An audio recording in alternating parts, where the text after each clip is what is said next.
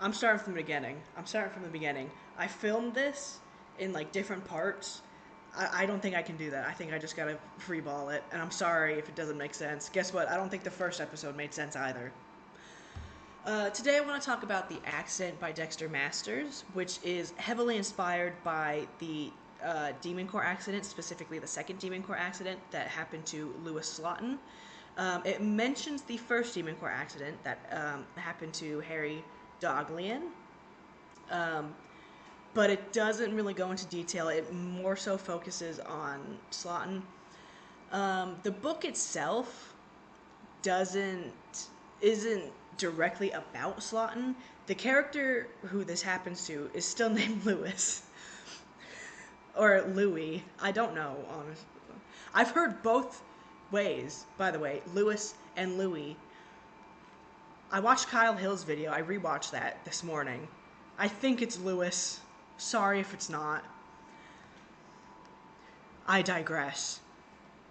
In the book, the character is not Lewis Slotin. It's Lewis and then a different S name. I can't remember. I'm so sorry. So it's not directly about him. I don't know why Masters did that. I don't know why he changed the name.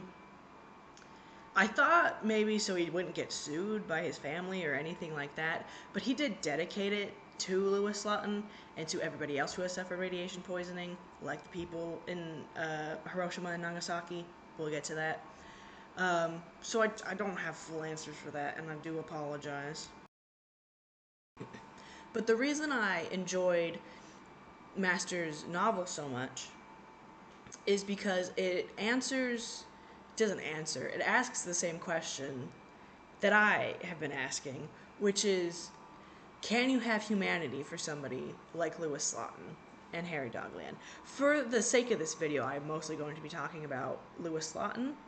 I think that's also the more well-known Demon Core case because of the iconic screwdriver.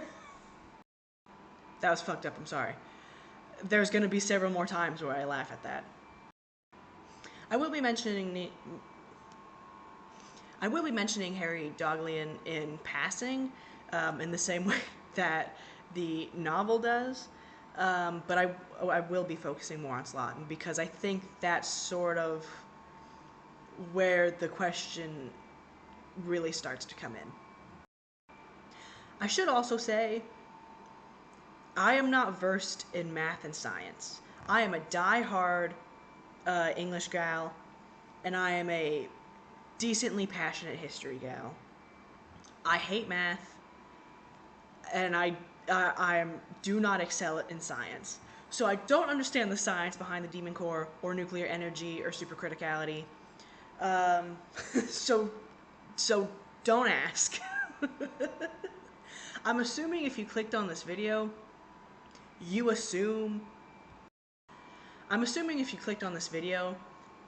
know about the Demon Core accidents. You know about both of them. You know about one of them. You've maybe read the book. You maybe read the accident. So I'm not going to be explaining the science behind it, nor am I going to be explaining what happened, because I'm going to hope that you already know. And I'm not doing that to be a tool. I'm doing that because I think it would be better for you and for me if I didn't pretend to know the science behind it.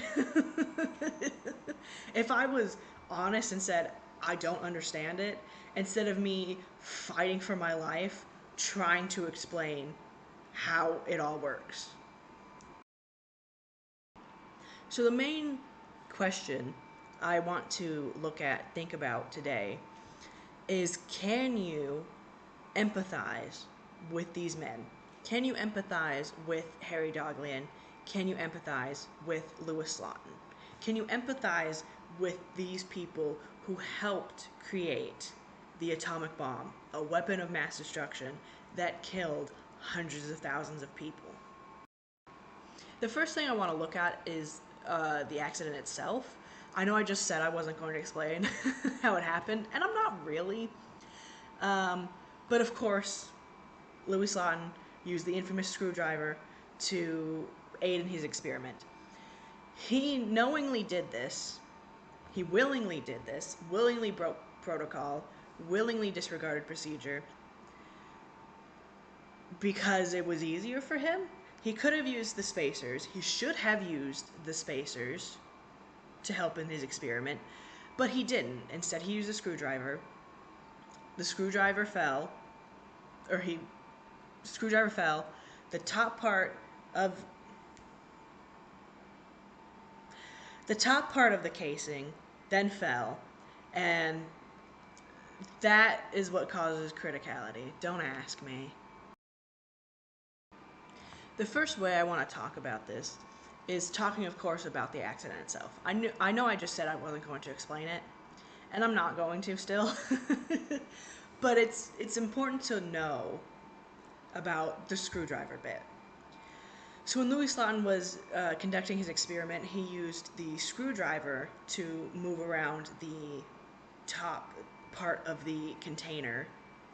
The demon core itself was contained within two halves of a sphere because that was the safest option for it. It's when the sphere came together, enclosing the demon core itself, that's when supercriticality would happen. That's my understanding of it, at least. So Louis Slotin was using the screwdriver in the experiment, and surprise, surprise, the screwdriver slipped. The top part fell onto the bottom part, and that caused criticality.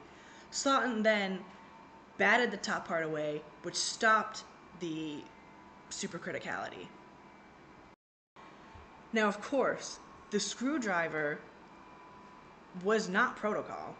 Slotin should have been using the spacers to hold up the top part to conduct the experiment. But instead he used a screwdriver, presumably because it was easier for him, or I don't know, I really don't know. I don't have an answer for that. He should have been using the spacers, but he didn't. He blatantly did not follow protocol. He blatantly disregarded that, and it got him killed in the end. So there's a natural instinct there to go, well, that's on him. What an idiot for taking a shortcut. Never take a shortcut. So there's a natural instinct there to go, well, that's on you. You actively broke the rules, and you died because of it. That's your fault. And I'm not saying that it isn't his fault. But think about how many shortcuts we take.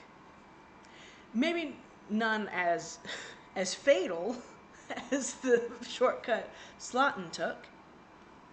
But think about jaywalking. It's not, I don't know. It's not really prevalent here in the States, I don't feel like. I mean, it is, but it isn't. It's very prevalent in England, though. I spent a year abroad. Oh my God, they jaywalk like it's nothing. So think about it. You are on one side of the street. You need to get to the other side of the street because that's where the store you need to get to is. You're like, oh my God, it's just right there. Because otherwise you have to walk down the rest of the street, cross up the crosswalk, then come back up and go there. You're a busy person. You're trying to get to places you need to go. You're trying to get back home. So you're like, well, there's no cars coming. So you run across, you hit the median, you take a breath, and you go, okay, there's still no cars coming. And you run across, you book it across, and you're at the shop. Great. So then the next time that happens, the next time you're right across the street from the place you need to be, there's no cars coming. Might as well go for it. So you run across, you reach the median, take a breath, you run across, you're there again. So what's going to continue to happen? By the 15th time you do it, by the 10th time you do it, by the 5th time you do it, you start to realize, okay, I know the street. I know it's not really busy at this hour. I know that I can get there. So you maybe stop running. You start to stroll. You maybe don't pause and take a breath at the median anymore. You just keep going. And that's exactly what Louis Slotin did. Louis Slotin. He had performed the experiment many times before. I think, I don't know if it's in the book or if I heard it in real life, but it was something like 40 times. I'm so sorry if that's incorrect. That might be book numbers and not real life numbers. So, of course, by that point, you're doing something that works for you, and you haven't had any accidents so far. Why would he then think this 43rd time, this 45th time, whatever it was was going to cause an accident? Of course you're not going to think so. Of course you're going to think it's fine, it's just another day at work. So personally, on that note, I don't feel like I can blame him too badly. If I'm taking shortcuts in my everyday life, again, maybe not as fatal, as destructive to myself and to others, I can't blame him for that. But on the other hand, you think about the fact that Harry Doglin, of course, suffered the same fate as Slotin, and Slotin was there to witness it. Slotin and Doglin were friends. They worked together on the Trinity Project. And Slotin visited Doglin in the hospital. And he stayed with him in the hospital multiple days. He saw what this thing, this demon core, he saw what tickling the dragon's tail did to his friend. He watched his friend die. He watched his friend suffer. And he still decided to disregard procedure. And he died because of it. There's also an interesting narrative in the accident. And I don't know if this happened in real life. I'm not sure, so Anywho. In the novel, after Slotin's accident, the government is trying to portray him as a sort of hero. Because, of course, when supercriticality happened, when the top fell onto the bottom, that's the only way I know how to explain it, I'm sorry. The top fell onto the bottom, Slotin knocked it off with his hand. In the novel, the government is trying to say that him doing that was a heroic and mighty act. And because he did that, he saved the 7 other men that were in the room. The point of...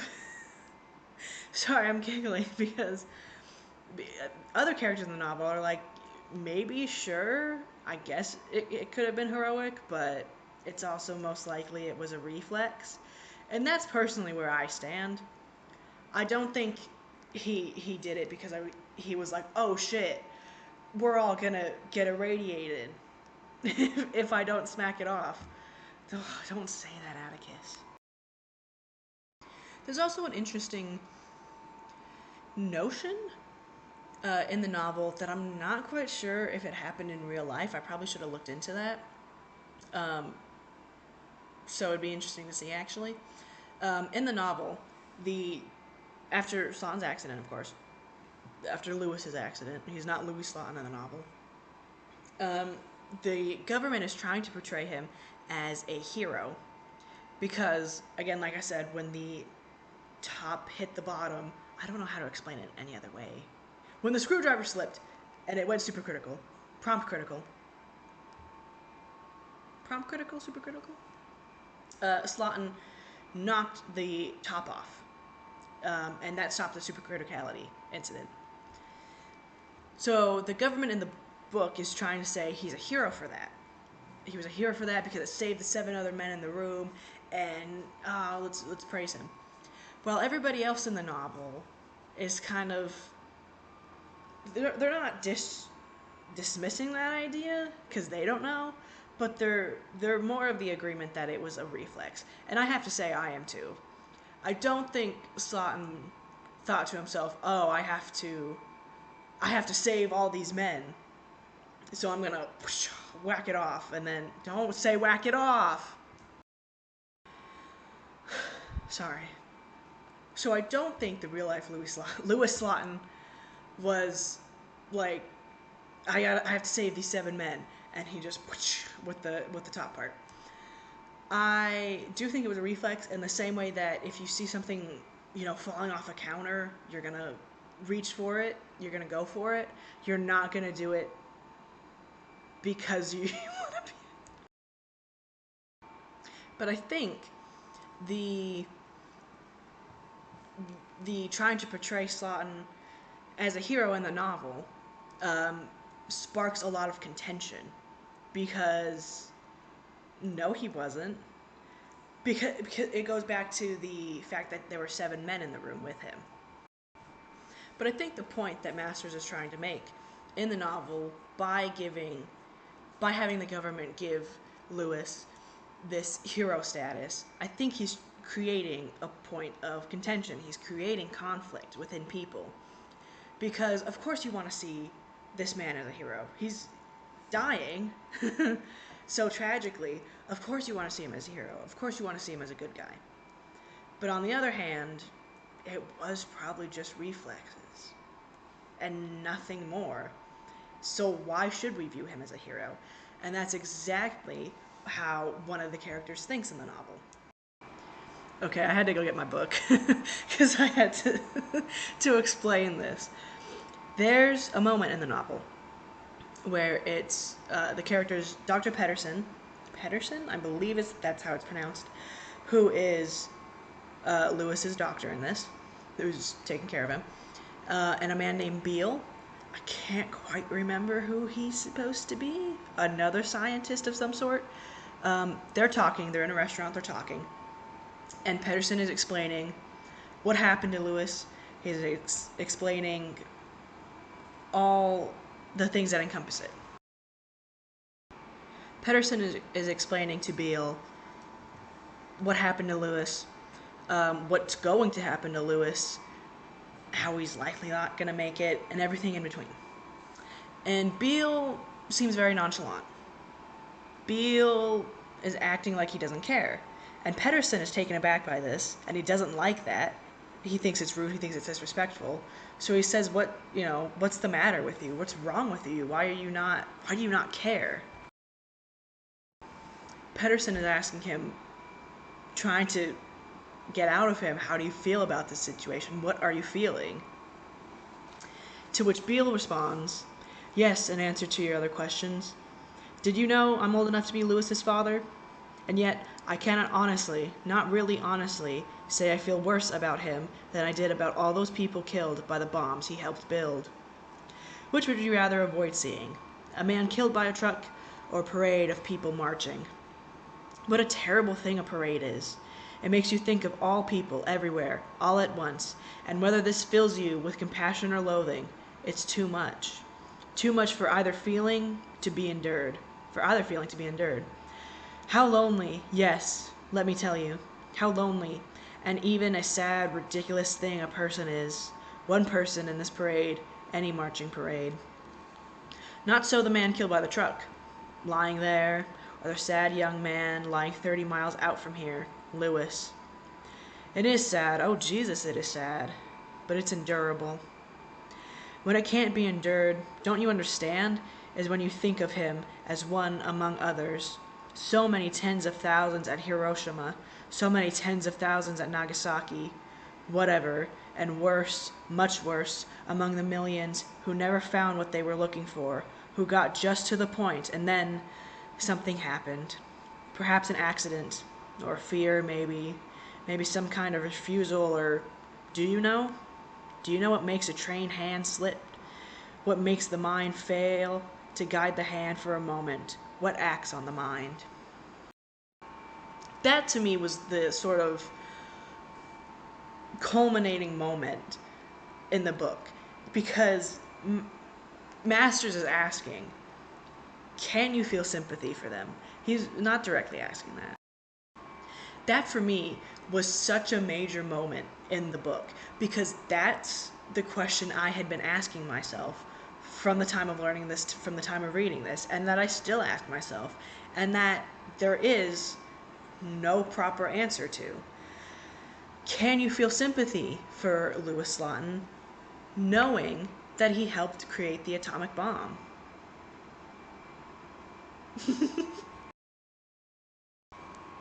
Because in terms of people who have died from radiation sickness, Slotin is one of thousands. Slotin is one of hundreds of thousands. Think about the the people of Hiroshima, think of Nagasaki. Think about the people of Chernobyl, of Pripyat, of the contamination that followed. He is truly one of hundreds of thousands. So why should we care?